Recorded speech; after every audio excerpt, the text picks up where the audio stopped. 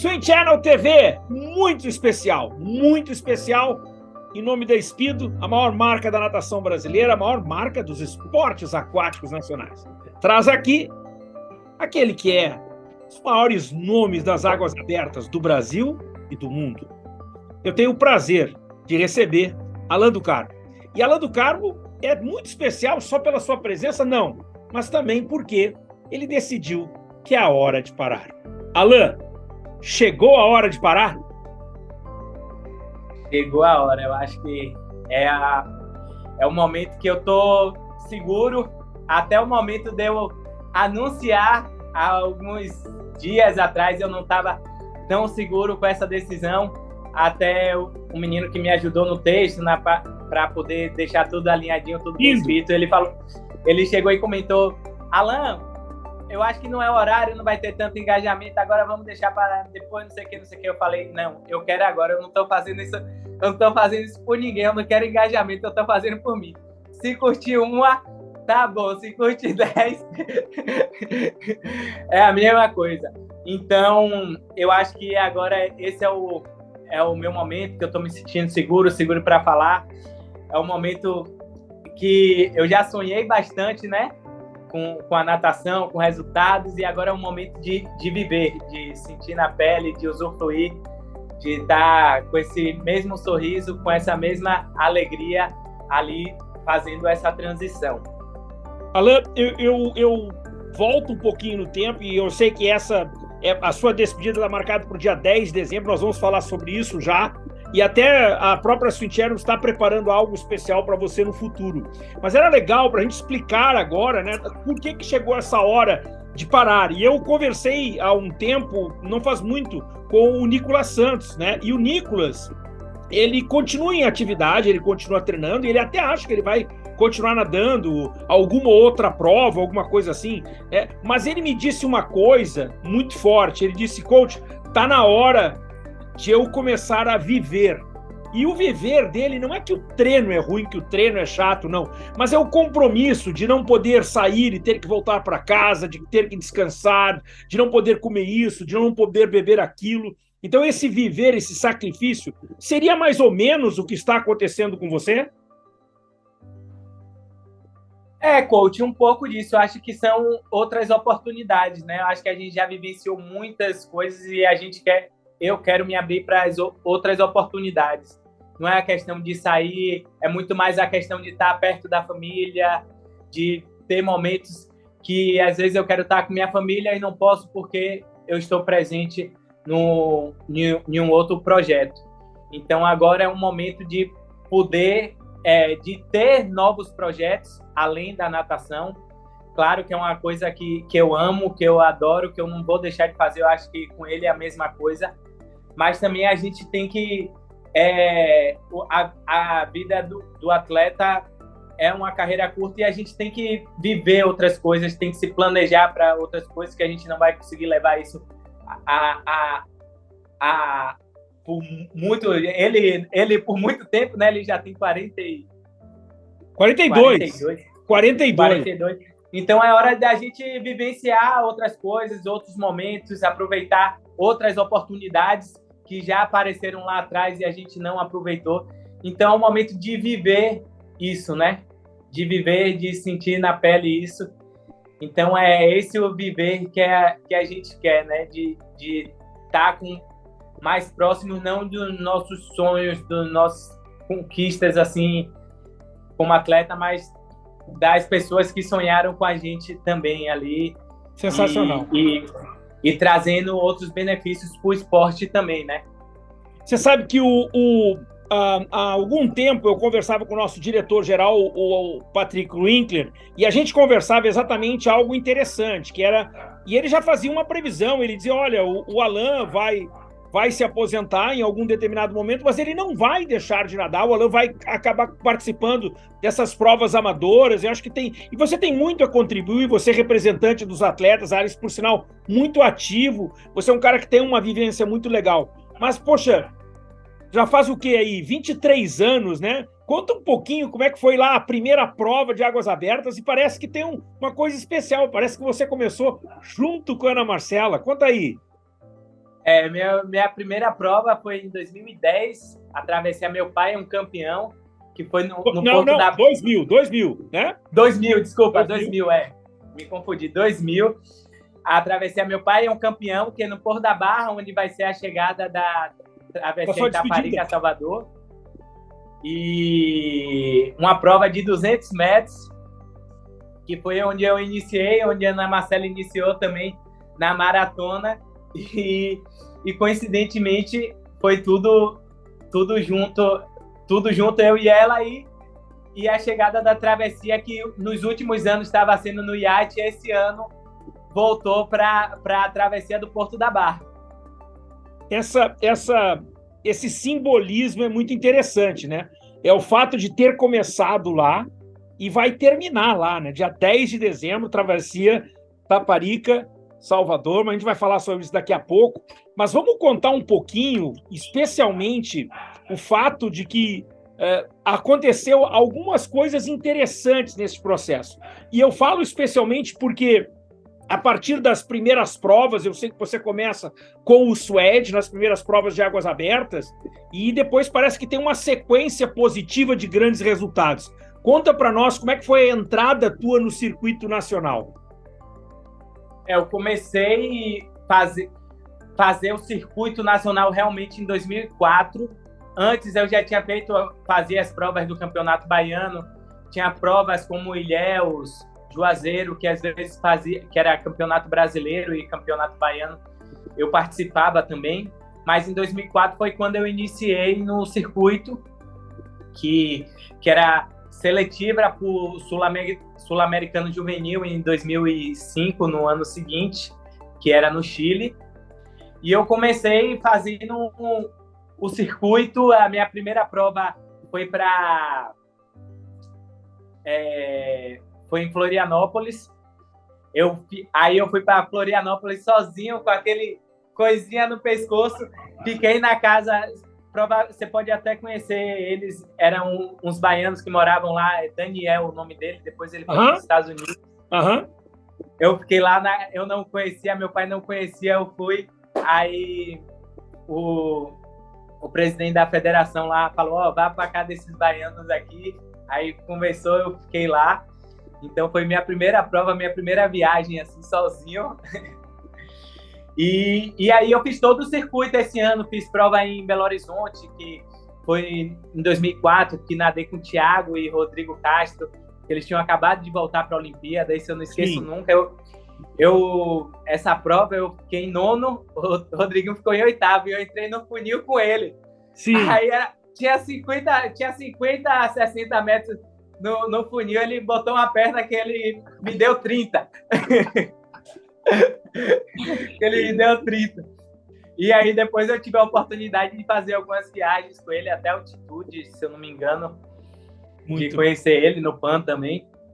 E aí eu fiz todo o circuito, classifiquei pro Sul-Americano, aí foi minha primeira competição internacional. Aí no ano seguinte eu mudei para Arapiraca, e aí classifiquei para o meu primeiro mundial, que também foi o meu, de Ana Marcela Poliano, em 2006. É verdade. Em Nápoles, 2006. que foi aonde começou essa geração, né?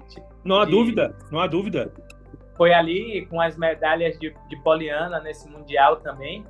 E aí foi dando sequência, o esporte entrou para o programa olímpico, foi para o Pan-Americano no ano seguinte.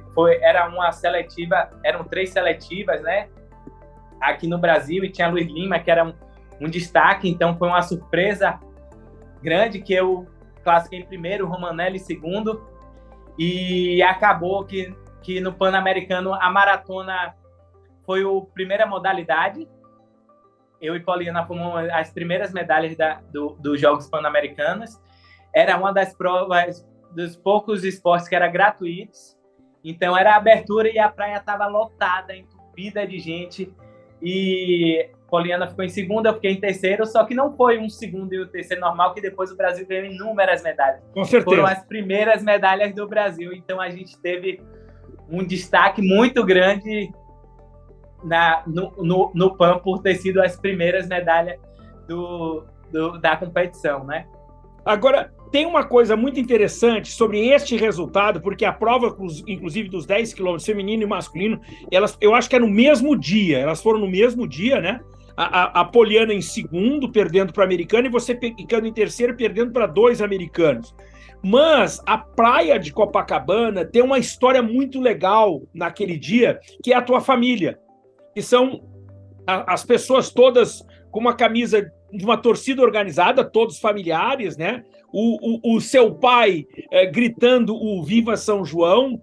E aí eu quero que tu conte um pouquinho a história das feijoadas, porque as feijoadas, elas fizeram muita diferença na tua formação, porque elas começaram antes, elas fizeram parte da tua participação no circuito, e a gente só ficou sabendo das feijoadas mesmo, foi naquele dia ali que você ganha glória, ganha medalha. Mas e aí, e tudo isso, eu acho que é muito importante que essas pessoas saibam, Alain, do valor que foi o suporte que você recebeu da sua família.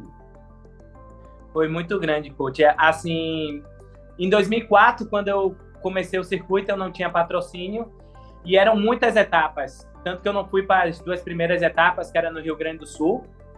E aí a ideia foi fazer a feijoada, que era... A gente fez umas camisas que a gente conseguiu. Aí a gente fez uma feijoada para muitas pessoas e aí um tio dava o feijão, outro dava carne, outro dava isso, outro dava aquilo. Aí vendia cerveja, refrigerante, era na casa de meu tio o espaço. Aí tinha prêmio para fazer bingo e o dinheiro era revertido, né? E aí, só que todos que davam isso... Ainda pagavam. Eles ainda pagavam. Então praticamente era toda a família ali o dinheiro. E revertido ajuda, revertido em festa, revertido em alegria, na descontração ali. E todo mundo ajudava, ia todo mundo para fazer, ia todo mundo para arrumar as mesas, para botar os lencinhos para fazer o bingo. Então, era um tio que ficava no caixa, era um tio que vendia cerveja, era o tio que comprava, a tia. Então era todo mundo me ajudando sempre de uma forma, e acho que isso acabou unindo mais a família, né? Porque não foram só uma feijoada, acho que foram 2 ou 3 no ano. Teve uma feijoada que eu cheguei, comi, saí, fui competir uma competição de piscina em Salvador, na Fonte Nova. Aí teve a festa e eu não tava. Sensacional. E eu lembro bem dessa. E eles fizeram a festa, aí depois que acabou a competição, eu voltei. Aí já tava quase ali naquele finalzinho, né? E aí isso uniu, tanto que no PAN foram depois mais de 40 pessoas da minha família, tudo aqui de Salvador.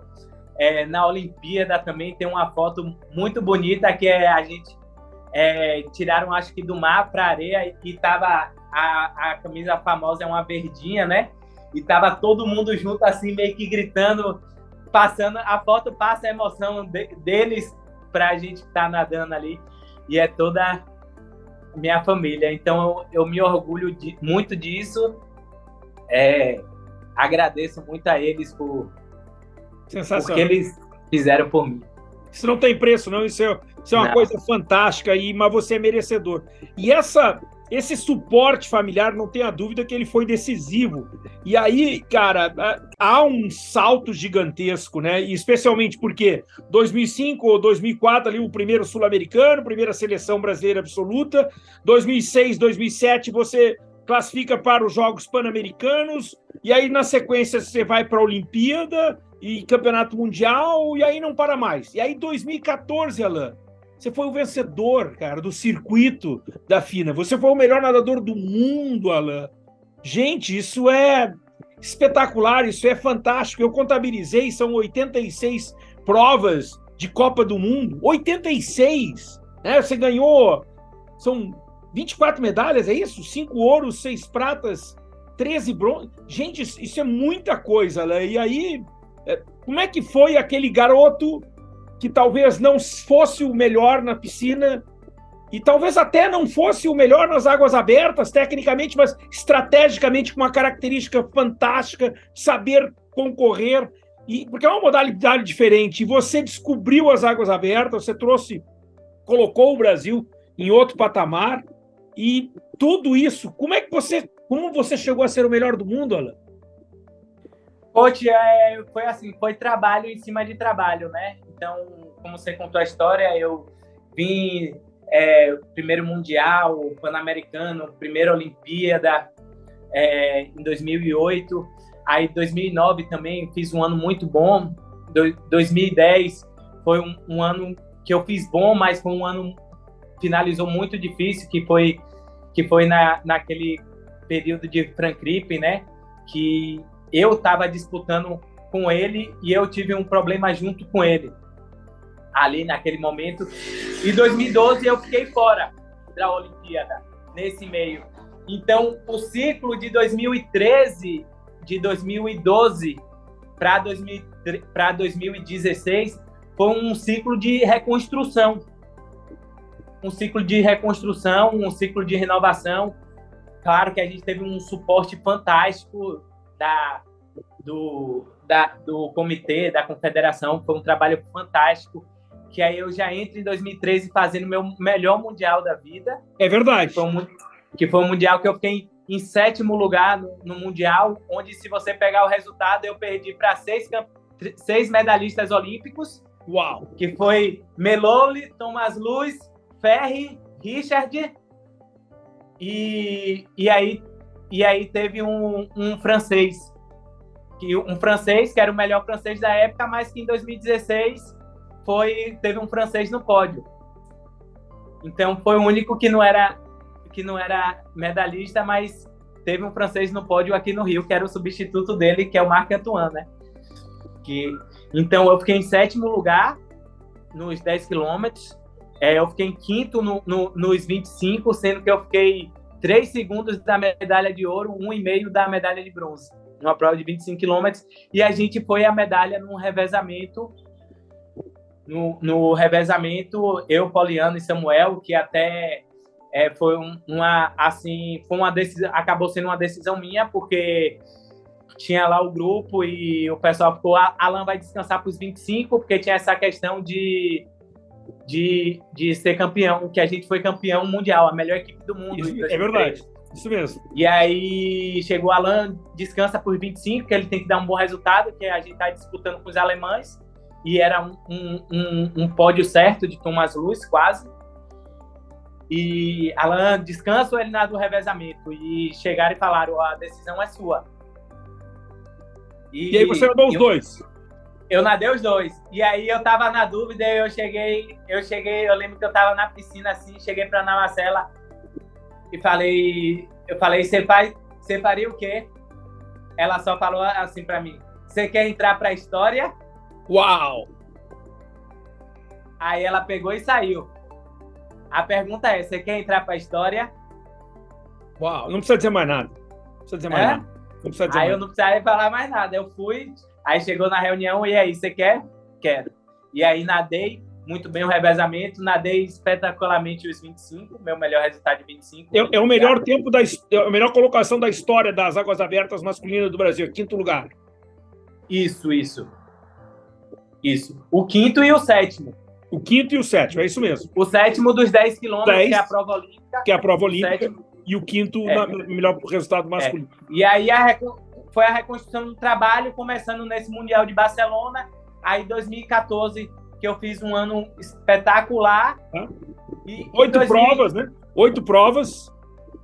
8 provas. E 2015 foi o ano da concretização, né? Que tirar aquele peso, eu classifiquei.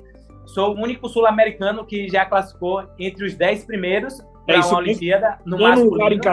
Nono lugar em Kazan. O nono lugar em Kazan, onde eu classifiquei na primeira seletiva, que era o objetivo de estar classificado um ano antes. Então, foi aquele momento ali que eu tirei um peso, não sei quantos quilos das minhas costas de ter ficado fora da Olimpíada.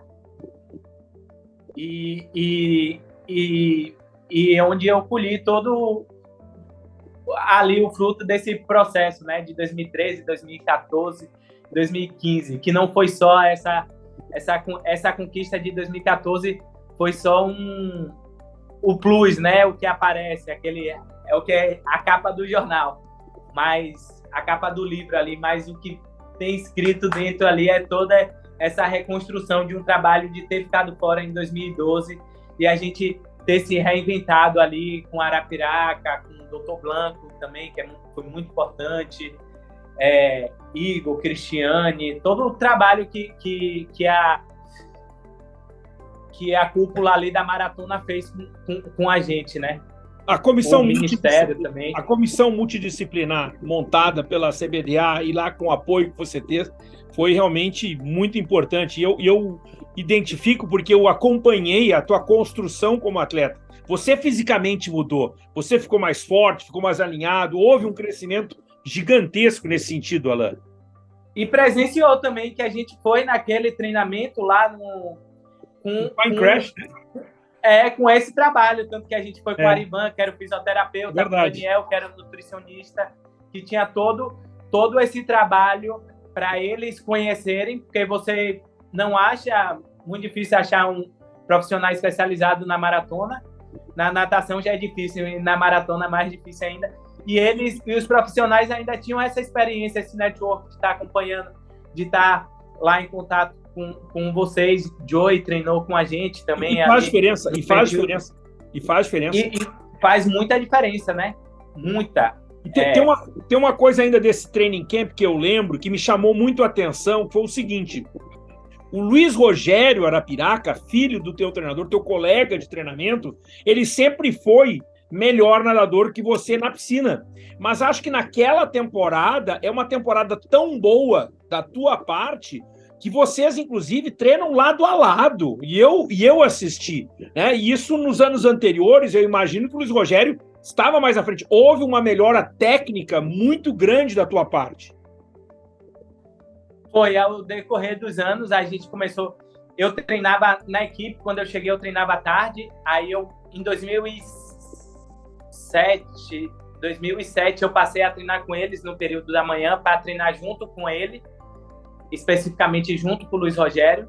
Então eu mudei de escola, passei para o colégio público para poder fazer o terceiro ano à tarde, então para poder treinar com o Luiz Rogério de manhã. Então, sem dúvidas, muito do meu crescimento foi muito pela essa rivalidade saudável, interna. Agora, a rivalidade no bom sentido, porque é um dos meus melhores amigos até hoje, da gente se falar diariamente. Como o Rogério também, a gente se falou hoje aqui, eu e o Rogério. Então, que as pessoas acham que foi briga, que foi não sei o quê, mas não tem. Não teve nada disso. E essa rivalidade que me fez crescer muito, né? Tipo, sem dúvida. Como atleta, como pessoa, como estratégia também. Essa parte de você... Luiz Rogério sempre foi um cara muito estratégico no 1500. Se você, nas provas dele, de dividir, de sair mais forte, às vezes ele saia mais forte, às vezes sair mais fraco. Às vezes ele sempre foi um cara... E isso a gente tinha no treino. E é o que você fala, você é aquele atleta que aprendeu, mas aí, isso a gente tinha no treino todos os dias, que era... Eu sabia o ponto forte dele, ele sabia meu ponto fraco, só que tinha dias que o meu ponto forte não era aquele, era outro, e a gente tinha que usar a estratégia um para ganhar do outro no treino. Tem uma coisa que você falou que pouca gente sabe, e embora eu já saiba há algum tempo, a gente nunca conversou em mais detalhes sobre isso, que é o caso da morte do Francis Crippen. Eu acho que isso seria um momento, até porque eu tenho certeza de que isso te impactou. Vamos atualizar as pessoas. Nós estamos falando da Copa do Mundo de 2010, onde o Francis Crippen, ele me parece que estava na primeira colocação do ranking, e você era o segundo colocado do ranking, não é isso? Muito bem, então nós vamos para a última prova da temporada. A última prova da temporada, ele, para ser campeão, ele precisa apenas completar a prova. Os Estados Unidos estavam com 2 atletas na água, mas somente uma pessoa fazendo a hidratação, e o Francis Crippen não completa a prova. Ele desaparece, né? Ele desaparece e a água estava muito quente, aquela coisa toda. E você se sente mal. Você, ao final da prova, você completa a prova, você termina como, né, você vai ser o seu vice-campeão, você vai para o hospital. Até aí você não sabe o que está acontecendo na praia, que o Francis Crippen não chegou e desapareceu, né? E aí a minha pergunta para ti é, como é que, porque você acabou sendo a primeira pessoa do mundo, porque era o único que estava no hospital, era você, a saber que o Francis Crippen tinha falecido. Conta para nós, até porque isso deve ter tido um impacto gigantesco em todas as águas abertas, em especial em você, porque ali estava. Com certeza, coach. Assim, eu nadei a prova, eu saí da prova, eu não consegui ficar em pé. Um atleta que treinou com a gente foi Vitor Simões. Ele que me carregou para tirar da água. E aí eu fui para a tenda falar, tá com glicemia, me deram um suco, aí coisou, eu fui para a ambulância. Quando eu chego na ambulância, tá eu e duas atletas americanas. Aí daqui a pouco passa correndo um atleta americano que não nadou e um pai da menina, que era a Eva Fábio, que estava como treinador. E eles passaram correndo e falou, Frank Crippen não chegou. Aí começou aquele negócio, aí pegaram e levaram a gente para o hospital. Quando a gente está lá no hospital, tava eu e as duas americanas, mal, e tava a Cristiane, que estava lá, que tava com nós três. Panzeres. E daqui a pouco solta um alarme no hospital, começa a bater porta, bubu. Aí Cristiane chega e fala, Alan, é o seguinte, acharam o corpo de Francis Crippen, ele faleceu, acharam o corpo boiando, ele faleceu, ainda não sabe o que é, e eu ainda vou ter que... Eu fui designada para dar notícia às duas americanas. Uau! Aí, e esse barulho aí foi o que acabou de chegar. Aí ela teve que falar para as meninas. Aí o que aconteceu? Pegaram e começaram a fazer um monte de exame em mim. A gente tá nos Emirados Árabes, relacionando o meu passar mal para querer justificar o que tinha acontecido com ele. Então, me colocaram para dormir no hospital. E aí ficaram exame, eu já estava bom, e o Rogério pegava todos os exames, mandava para Dr. Blanco, Dr. Blanco, ele está desidratado, ele está isso, ele não precisa ficar aí no hospital, e o médico, não, eu sei que eu dormi no hospital, eu ia Arapiraca, no outro dia a gente saiu, ele falou, sai arrancando tudo aí, você já tá bom, bora, já tá alta aqui, e aí pronto, e aí para mim foi um baque muito grande, tanto que uma coisa assim que nunca foi falado, nunca foi dito nem por mim, nem por ninguém, acho que nem Arapiraca sabe tanto, que aí no Mundial seguinte, 2011, foi na China, Xangai, e aí eu tava muito bem, eu vou para nadar a prova de 10 quilômetros, era a seletiva olímpica, eu passo 5 quilômetros bem ali entre os 10, não sei o que, nadando bem, e aí eu desabo do tilt e chego lá atrás, 50º, me arrastando, e aí 2 dias depois eu nado os 25 quilômetros, que era muito mais difícil, era o primeiro 25 quilômetros da minha vida, e fico em 6º. E aí isso foi um dos impactos assim de assimilar essa questão, porque foi uma coisa assim que poderia ter acontecido comigo. É isso. Eu cheguei, o que ficar na minha cabeça poderia ter sido eu, porque eu cheguei desnorteado, eu não conseguia ficar em pé. Vitor tentava me levantar, eu não conseguia, ele me carregou, teve que me carregar com outra pessoa. Alan, tem uma coisa que me chama muito a atenção na tua carreira, que é o final da prova dos Jogos Pan-Americanos de 2019 em Lima, no qual o teu traje está rasgado, você já está completamente fora de qualquer disputa por pódio, você não fez a prova que o teu nome, a tua história traz, mas você se arrastando, tu vai e completa a prova.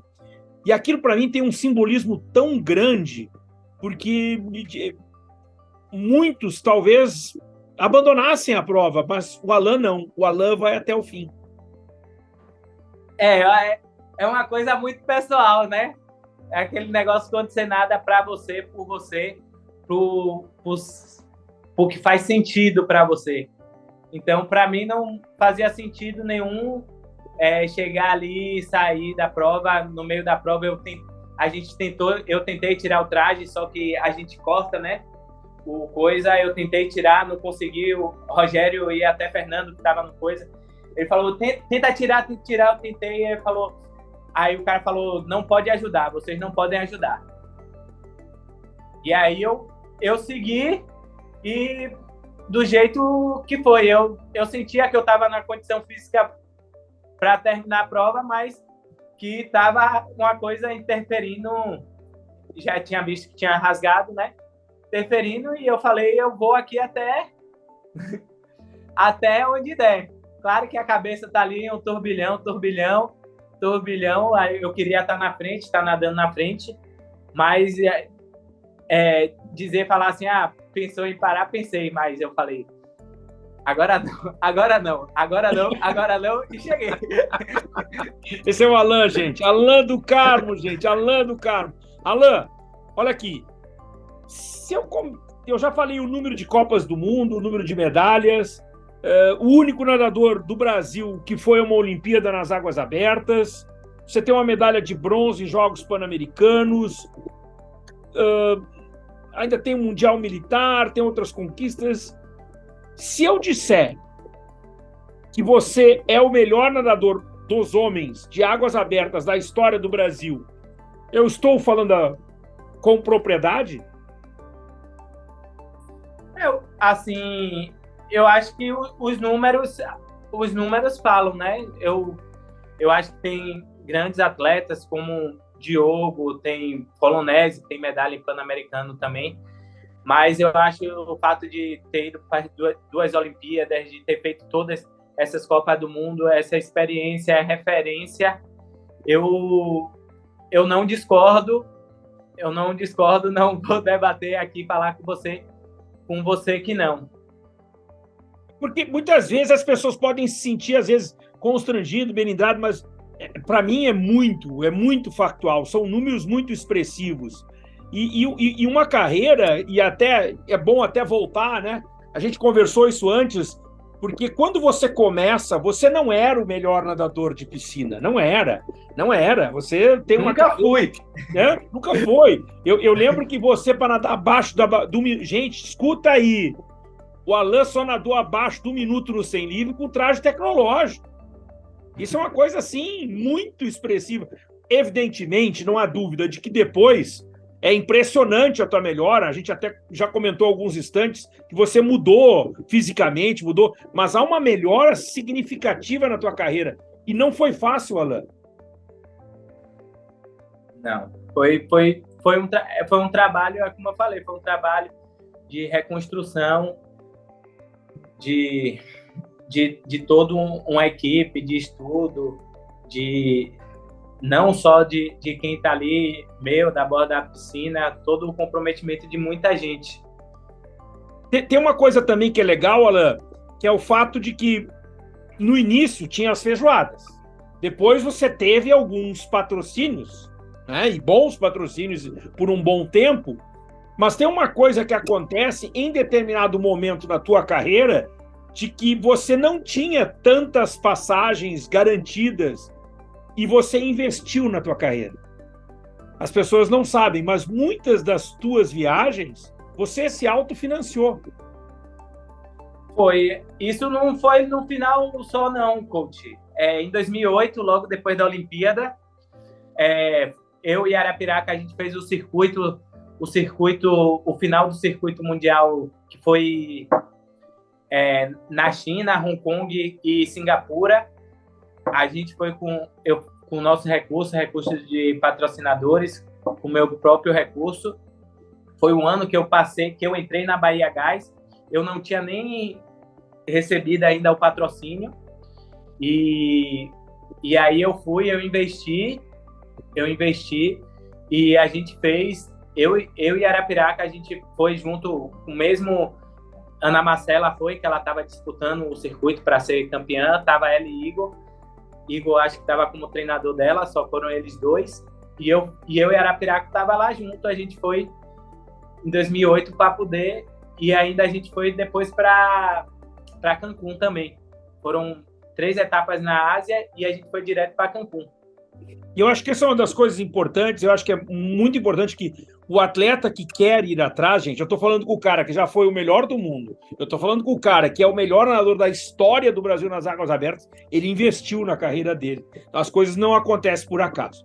Não aconteceu por acaso também, diga aí. E também quando eu vim para aqui, né? Que foi agora que é o meu ponto. Então vá. Agora, porque é o seguinte, tem um determinado momento ali no ano de 2019 que você, Rogério Arapiraca, conversam, decidem, você decide ir para o Rio de Janeiro, onde você inclusive está, onde você fez aí os teus últimos anos de treinamento, você passa a treinar com o Fernando Pocente em investimento pessoal. Você está em investimento pessoal e nós não estamos... E até tem uma outra coisa, viu, gente? O Alain estava acostumado com a mamãe cozinhando para ele, com tudo certinho, e o Alain teve que se virar. Conta para nós, Alain, essa fase, né? Porque acho que também, até mesmo da tua experiência, porque você passou a conviver, treinar, porque antes você viajava, mas aí você passou a treinar diariamente com a Ana Marcela e também essa bela relação com o grande trabalho que o Fernando Pocente faz. Em 2019 eu decidi vir para cá, foi uma opção minha, eu queria mudar de ar e queria ter essa experiência, né? E fazer esse investimento em mim, não só como atleta, como você disse aí, mas como pessoa, de vir treinar aqui na melhor estrutura do Brasil, que é aqui do Centro de Treinamento do Time Brasil, que onde a gente tem a melhor piscina do Brasil, praticamente. A melhor piscina do Brasil, tem 2 piscinas aqui, tem a de salto também, a estrutura de academia, os profissionais que tem aqui da parte física, de tudo, do laboratório. Vim treinar com um Pocente, que naquela época eu acho que tinha... É porque ele já ganhou tantos que é difícil até de falar dele. Depois ele já ganhou... tinha 4, agora são 6, daí pro 7º.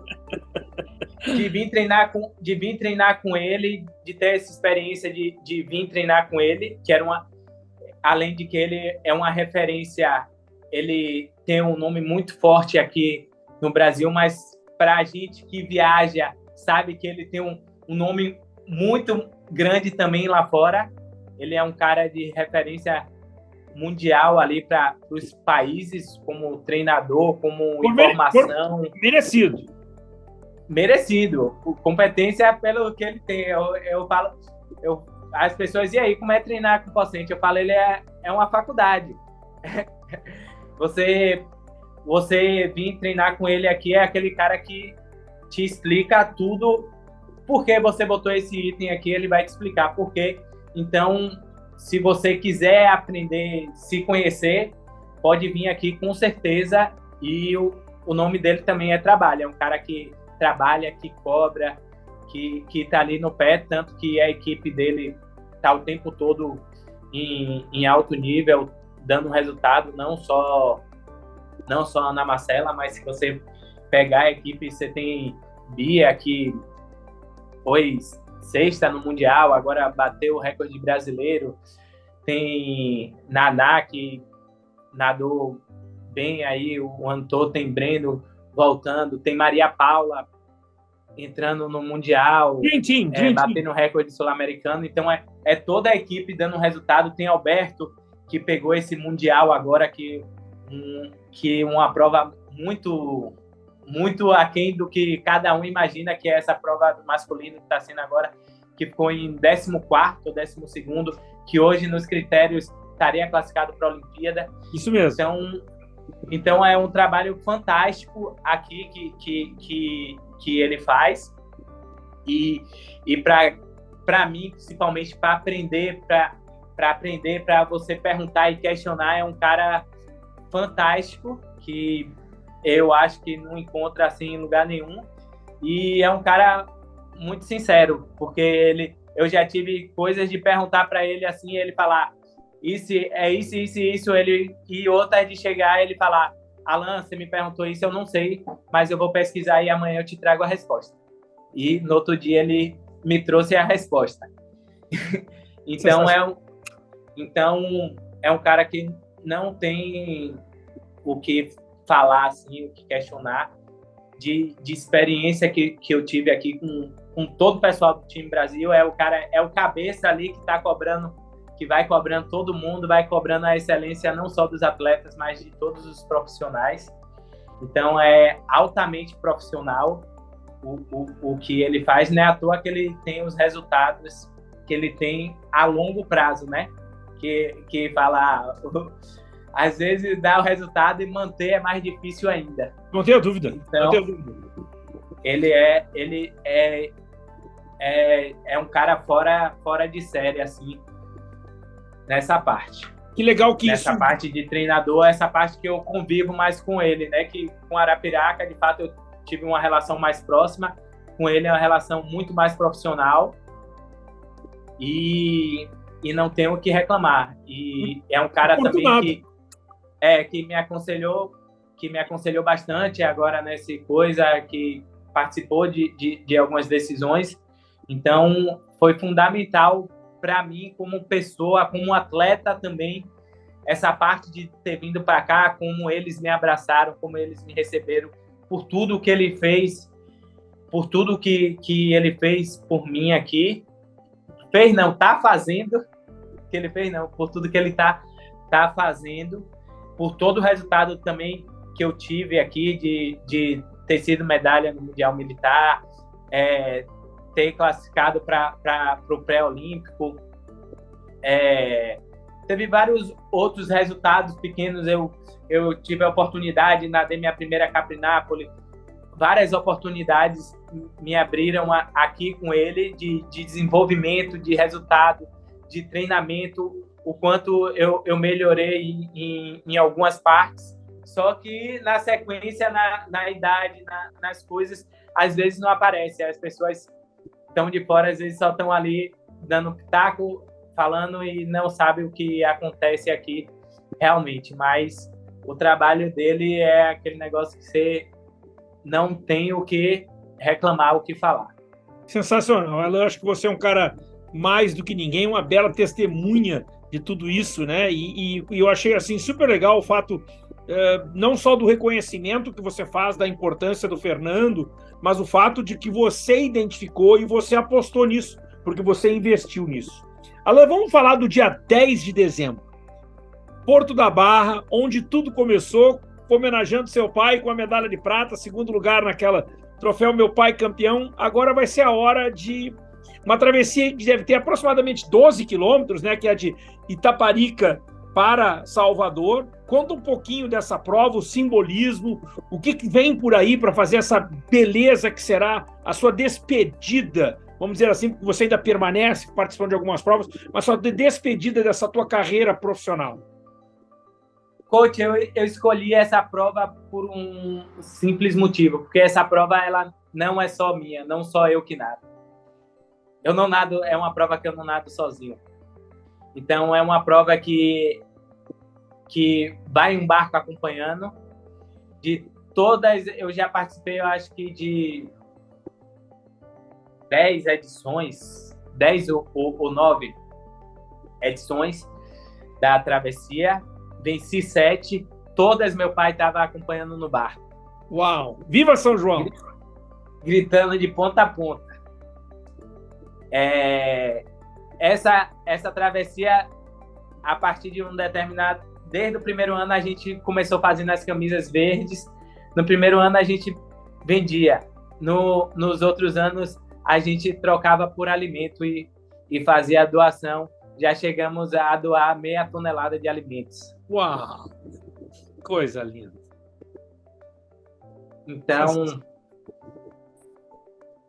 e é onde minha família, as pessoas sempre compareceram. A gente distribui, a gente troca as camisas, a gente pega e dá as camisas também para o pessoal que trabalha na praia.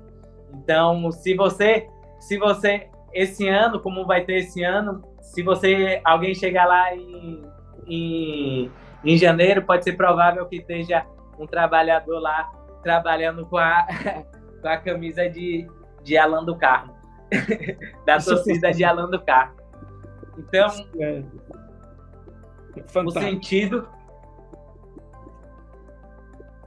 o sentido da prova é esse, não é a escolha de todo mundo participar, de ter essa ação. A gente vai fazer esse ano as camisas, vamos ter a ação do barco. Meu pai enfeita o barco todo com banner, com bola, é a diversão dele. Meu guia vai ser Suede. Olha aí, o primeiro guia em 2004, quando eu fiquei em terceiro, foi um dos meus primeiros treinadores de seleção. Então vai estar no barco Suede, vai estar no barco meu pai, vai estar no barco Fernando. Rogério vai estar também na água com outro atleta. Muito bom.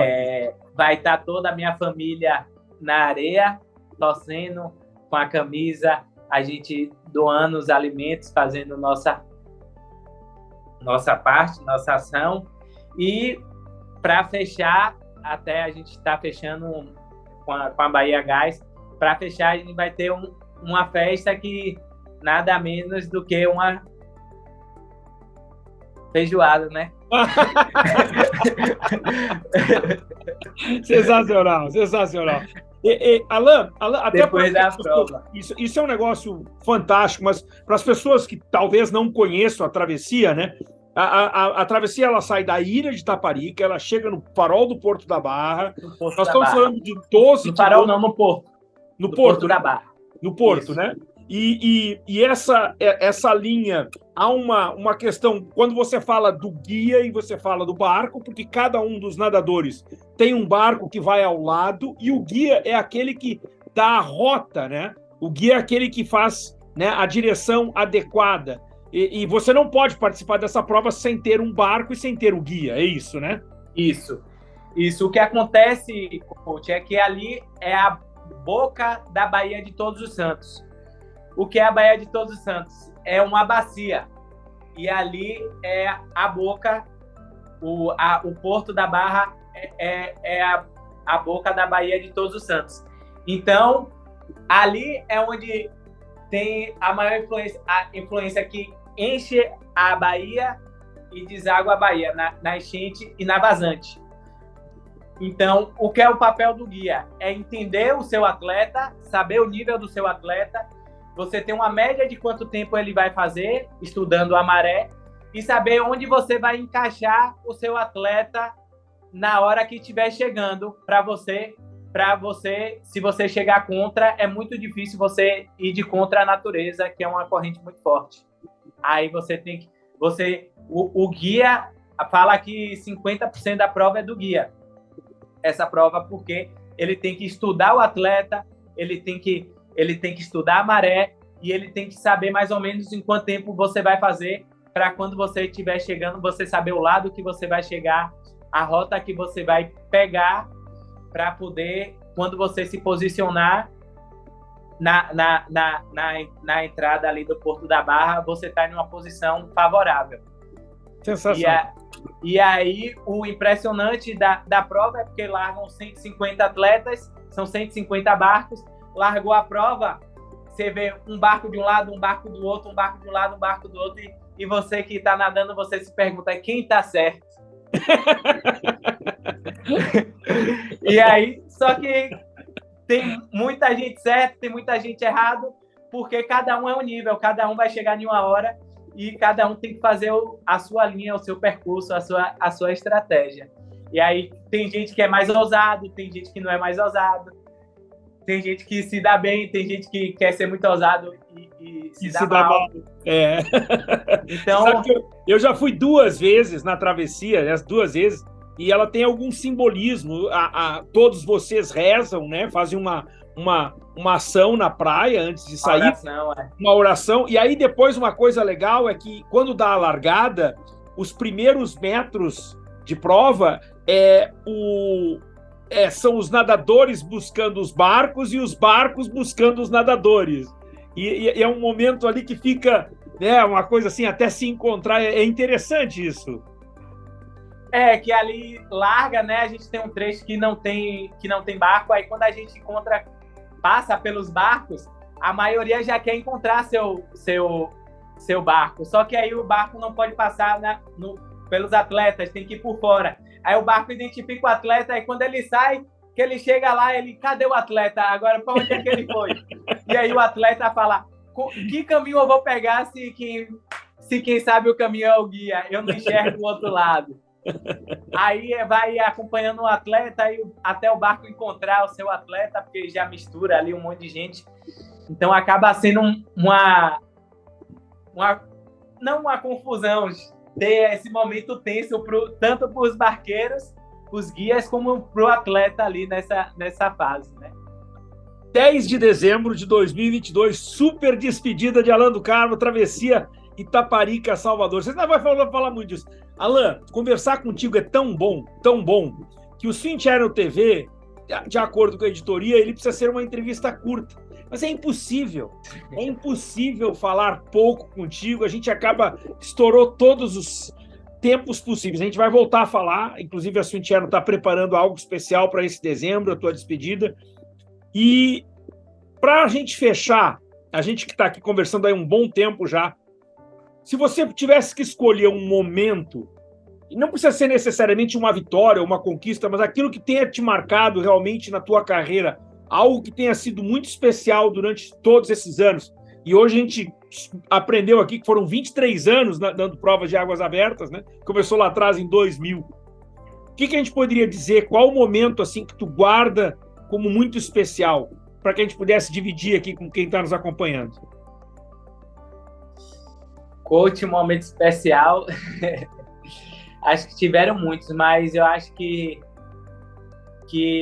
o que eu contei aqui de 2015, que eu classifiquei para a Olimpíada novamente, eu acho que foi aquele momento que eu tirei um peso. Acho que não foi uma vitória, foi um 9º lugar em um mundial, um resultado espetacular. Classificavam 10, era um mundial muito forte, e só que ali tirou um peso das minhas costas de cobrança pessoal que eu acho que me marcou bastante. Sensacional. Alan, você vai se aposentar das provas profissionais, mas a gente vai ter muita coisa de águas abertas. Você é um cara que contribui demais, você tem um cara que tem uma personalidade incrível, você acrescenta muito no esporte, você é um cara divertido, você é um cara que é grupo, e esse esporte ele tem pessoas especiais, e você é uma delas. Quando eu digo que você é o melhor nadador de águas abertas da história do Brasil, você é pelos resultados, mas também é pela pessoa que você é. Fala uma pessoa que tem uma admiração enorme, gigantesca, já vivemos grandes momentos juntos, a gente não cansa de trocar mensagem, e eu sou um fãzaço. E quero te desejar toda a felicidade do mundo, boa sorte, sucesso na tua despedida, e que muitas alegrias ainda venham, porque você vai contribuir para o esporte aquático do Brasil. Muito, muito obrigado, coach. Fico muito feliz pelas palavras. É muito alegre mesmo de ouvir de vocês, e fico feliz mesmo. E a programação, minha primeira prova amadora é de nadar travessia de Ana Marcela, dia 5 de fevereiro. Eu não posso estar... não pode ser diferente, né? Tudo certo. Grande Alan, obrigado, querido. Já deu spoiler, obrigado. Já deu primeira prova, dia 5 de fevereiro. Vou estar nessa também, hein? Dia 5 de fevereiro. Então tamo junto. Gente, esse foi o Swim Channel TV especialíssimo. Alan do Carmo, 10 de dezembro, anota aí. 10 de dezembro, a Praia de Salvador vai estar uma loucura para assistir o maior nadador da história das águas abertas deste país, fazendo a sua despedida oficial. Obrigado, gente. Em nome da Speedo, uma boa noite. Sucesso a todos. Muito obrigado.